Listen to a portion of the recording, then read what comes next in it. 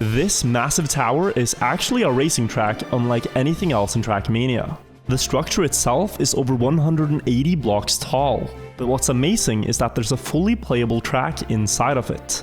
The race starts down on the ground, and your objective is to reach the finish at the top.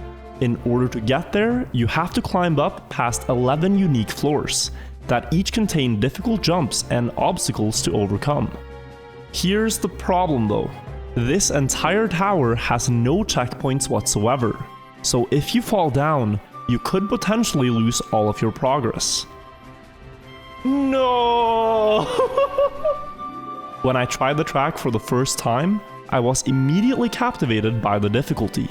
I decided to take on grinding this track as a passion project, and every day in November of 2021, I played it for several hours, trying to achieve the Tower Speedrun World Record.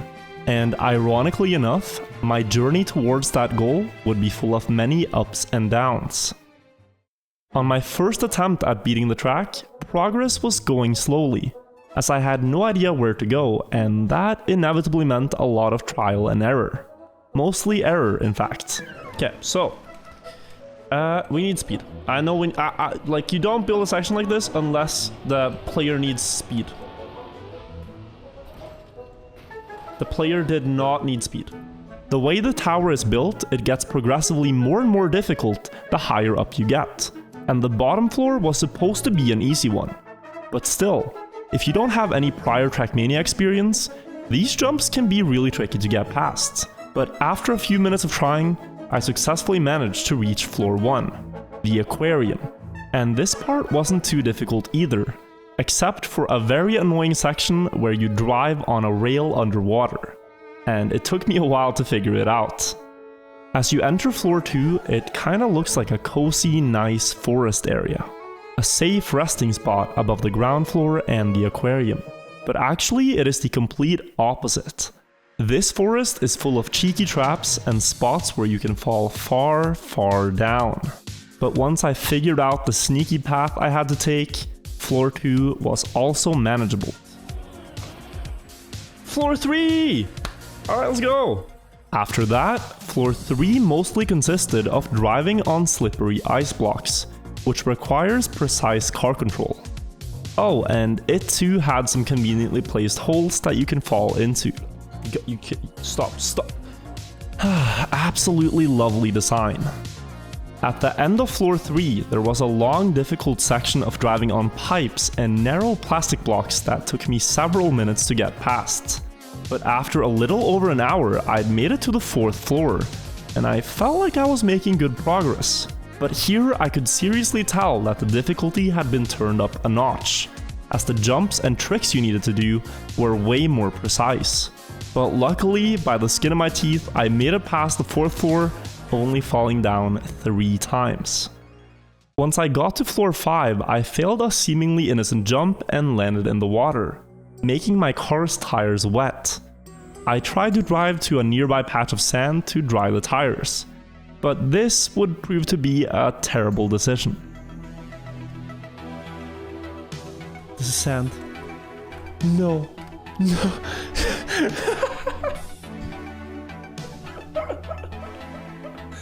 Oh no! Yeah, I just lost all my progress. Somehow I didn't fail to a jump or a tough obstacle. I literally lost to a block of sand. I was dumbfounded by realizing how quickly one could lose everything. All it took was one small mistake, and now I was back at the very start. Still though, this was part of the process. I began driving again, and 20 minutes later, I made it up to the spot where I fell and continued onwards. The next big obstacle I would face was room 6, the ice room, considered by many to be the most difficult room on the track. This is because on ice and snow you have so little grip with the car that it's extremely difficult to control. Here you have to jump onto a thin snow ledge with many trees blocking your path, and a huge fall if you slipped off the edge. And to make matters worse, as some players tragically experienced, the builder had made a small error when creating the ending of this room, which made it possible for the car to get sandwiched in between 2 blocks. And if that happens, the game literally Thanos snaps you and you evaporate into thin air, forcing you all the way back to the start. There's pretty much no consistent way to avoid this, and thankfully it didn't happen to me. Floor 7 is characterized by one big jump with a bumper block, where you launch backwards into several possible water pools, and the higher up you land the better, but also the riskier the jump is. Floor 8 had more difficult platforming parts, and surprisingly I managed to clear it, only falling one time. Floor 9 is a symmetrical room, and once I understood that, it wasn't that difficult. I made it to the end of floor 9 and jumped up into the 10th and final floor, and I was starting to feel stressed. This room just has an eerie vibe to it, and it almost looks like a test chamber from the Portal games.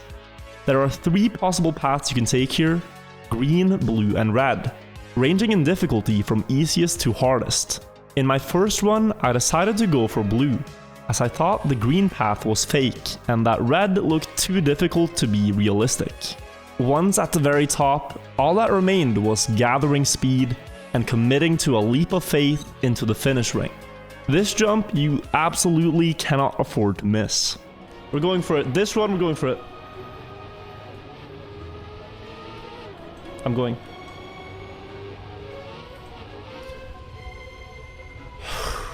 And just like that, I finished my first run on the track. It took me 38 falls and 3 hours in total to reach the finish line, but I knew I could drive it much faster, and I decided to get some sleep and return the next day to start speedrunning it. When I opened the game the next day, the world record on the track was already a seriously fast 13 minutes and 48 seconds by Hazard. Since the tower has no checkpoints, you are completely free to choose your path. All you have to do is go up to the top as fast as possible, and boy did Hazard have some strategies for that. His run was actually insane. In the bottom floor, he did a quarter pipe flip up to a platform to basically skip the entire first room, saving at least 30 seconds. Later on, he also did another skip at the start of the aquarium, saving 20 seconds. Then in floor 2, the forest room, he did 2 big skips back to back that basically saved an entire minute. And once on floor 3, he gathered speed for a really difficult jump into a tight gap between the obstacles. Already he'd skipped most of the first 4 floors, and he wasn't done yet. On floor 5, he did a crazy difficult path that was actually intended by the builder for speedrunners. If you managed to pull off this wall ride trick, it saved over a minute, but it required driving at the perfect angle and carrying enough speed to clip up into the platform above, and it looked really daunting to do so late in a run. From there and to the top, there weren't that many more big skips. It was mostly just clean driving and also doing the green layer in the final floor, as it was the fastest one by a big margin. There were some small mistakes here and there, but overall, Hazard's run looked really clean, and I knew that it would be a tough task to try to beat it, but I figured that I'd give it a shot. Once I tried my first proper speedruns of the track, it immediately gave me a new level of respect for Hazard's record. The tower is so much more difficult when you try to do each part fast. If you wanted to break the record, there was no time for caution, but all it took was one little trip up and you're right back to the ground floor. I seriously struggled more to complete runs now than on my first attempt, even though I knew the path, because I was rushing too much. Eventually though, I made it to the top again in 27 minutes, enough for a 16th place on the leaderboard. And a bit after that, I made it to the top again, now in 21 minutes. At this point, I started implementing some of the strategies that Hazard had used, like the quarter pipe flip on the ground floor and the aquarium magnet skip. I also started using the bounce that skipped a huge portion of floor 2, but there were still other skips that I really struggled with, like the one jump into the tight gap in floor 3. Later that night, I drove a pretty solid run. It had a few mistakes here and there and a couple of big falls, but in the end, I completed the day with a time of 17 minutes and 48 seconds, exactly 4 minutes behind the world record, reaching 4th place on the leaderboard. I decided to get some rest and pick it up again the next day. which really didn't go that well. Most of my runs were simply not making it past the start, except for one really good attempt I had, which ended up like this. Is it third?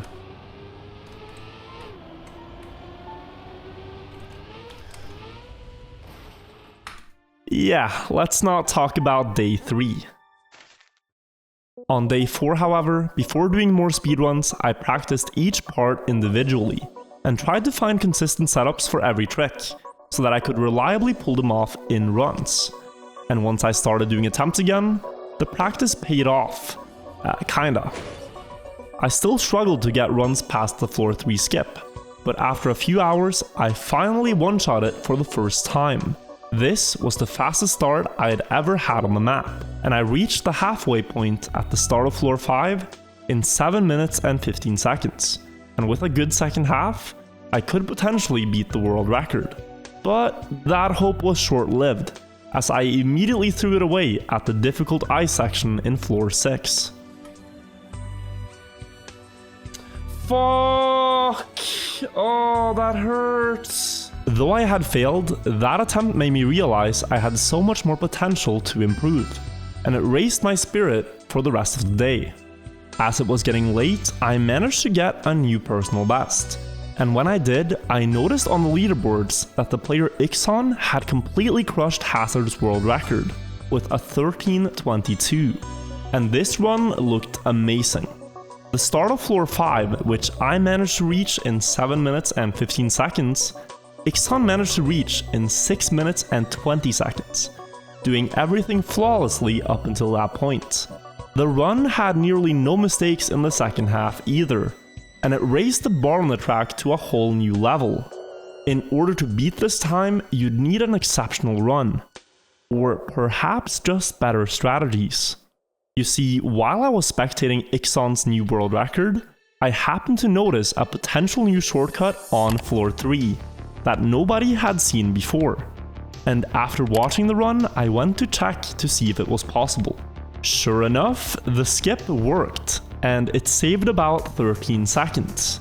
If Ixon had used it, his time would be near unbeatable for me, but this shortcut gave me hope and a small buffer to work with. I had all the necessary strategies to set a massive personal best. I just needed to combine everything into one run. The big problem I was facing though is that I kept failing the difficult wall ride in floor 5. Luckily though, one of my moderators, Kem, who was also grinding the track, informed me of an alternative path he discovered, which made it possible to skip that difficult wall ride entirely, at the cost of only a few seconds of time loss. But since I lost so many runs to failing that wall ride, I figured the consistency trade-off was worth it. This was the new path I'd be going for on floor 5. After implementing it, I quickly improved my personal best to 15 minutes, and soon after, I drove a run that one-shot the star flip, one-shot the aquarium skip, one-shot the forest skips, and I also barely got past the floor 3 shortcut on my first try. I reached floor 5 with 6 minutes and 6 seconds, 14 seconds ahead of Ixon's world record. But one small blunder caused me to basically be equal with his record. I knew I now had to push it all in the last layers. However, just before the final floor, I barely didn't manage to climb up a quarter pipe, causing me to lose a bit of time. And also in the last room, I nearly fell off at the very top.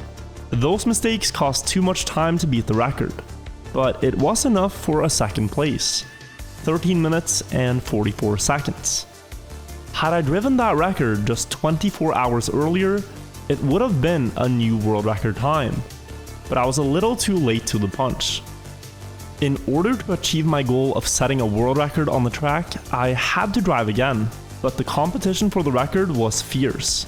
Within just 4 hours that evening, everyone in the top 4 improved their personal bests. The new world record dropped down to an amazing 12:59 by Ixon, but after grinding for many hours, I knew I had the potential to drive a 12-minute run as well, if I did every part first try.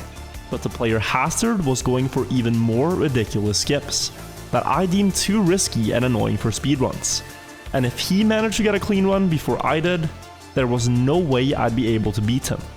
I knew that if I wanted to get the world record on the track, even for just a few hours, time was quickly running out. The morning after, I finally started getting the floor 3 skip consistently, and this was a game changer. Suddenly, I could get many runs into the second half, and I really felt like this was going to be the day. Due to surviving the floor 3 skip nearly every run, I was getting consistently fast runs into the second half. But sadly, I always made small mistakes near the end that ruined it all. I often get asked how I'm able to remain so calm with big fails like this, and on the inside, I'm really not calm at all.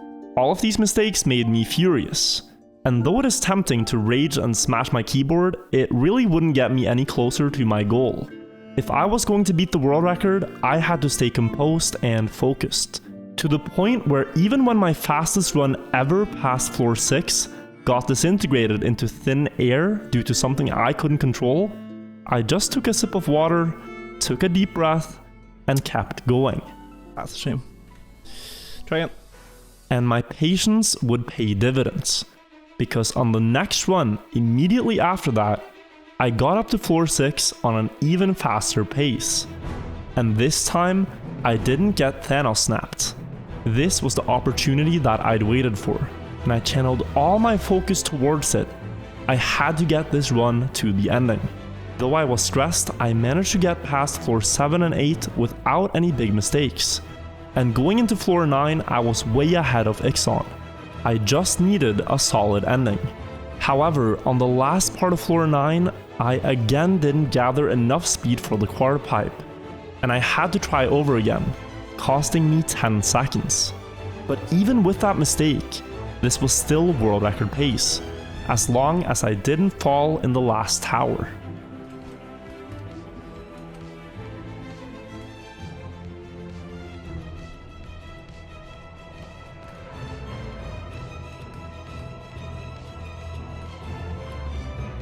Fuck you! Fuck you! Oh my god. Oh, I don't know if I can do this, guys. That mistake really hurt. The pressure got to me and I barely missed the correct angle on one of the final jumps. After playing for 6 hours that day, I was so mentally drained from failing, trying to stay composed and refocusing, only to fail over and over and over again, that I'd reached my limit. I was close to giving up because it felt like if I kept trying, it would only lead to more disappointment later on. But at the same time, I realized that though I was frustrated, the time I was trying to beat hadn't changed. And if I could get to the last part on pace to beat it once, I could do it again. All I had to do was once again take a deep breath and focus up one more time. And a few minutes later, I finally got this run. Okay. This is a graceful jump and twist. The first one is really cool. When I saw that, I was like, damn, people going fast. Do this, you skip the entire first room.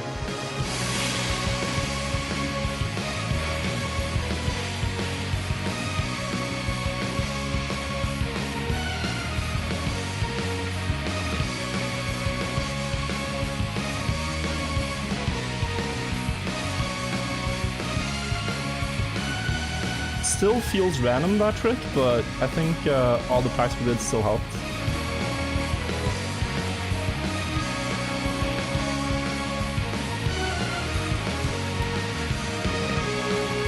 Alright, let's try to hit this now.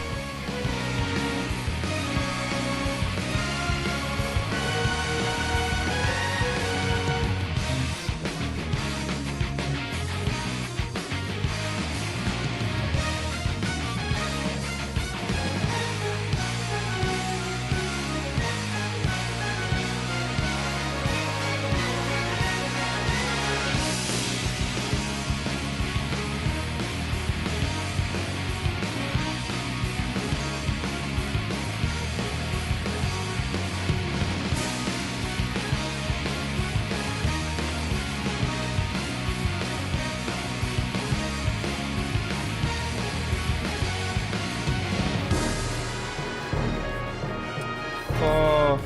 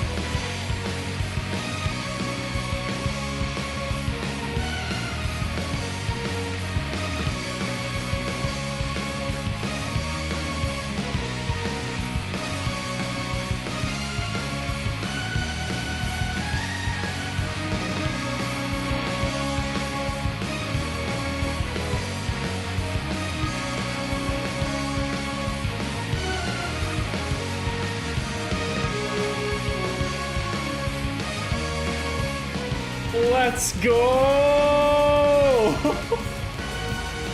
Let's go! Oh my god!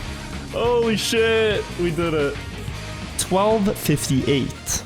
That last run took every ounce of focus I had left in my body. But finally, after about a week of trying, I reached my goal of setting the world record. The start of the run up to the 7th floor was the fastest one I had had in my entire time grinding. And though I made some mistakes near the ending, I knew it was still within reach going up the last floor. As I expected, with many other great players competing, the record wouldn't stand for long, and only a few days after I took the record, Hazard managed to bring it down to a 12:20, pulling off all the skips I did, plus an incredible shortcut on the 4th floor. And that is going to be a truly tough target time for anyone who wants to try to hold the record themselves. I might give it a shot in the future, but for now I am more than happy enough with 12:58, and that I had the perseverance to keep going instead of giving up. If you want to see me attempt to beat world records live, then check out my Twitch streams. I'm live every weekend playing Trackmania over there, and it'd be really cool if you say hi in chat. Before I go, I want to give a big thank you to my Patreons for your continued support of the channel. It is very much appreciated. That's it for now, guys. I will see you all in the next video with another Trackmania documentary. And until then, I do hope that you have a good one.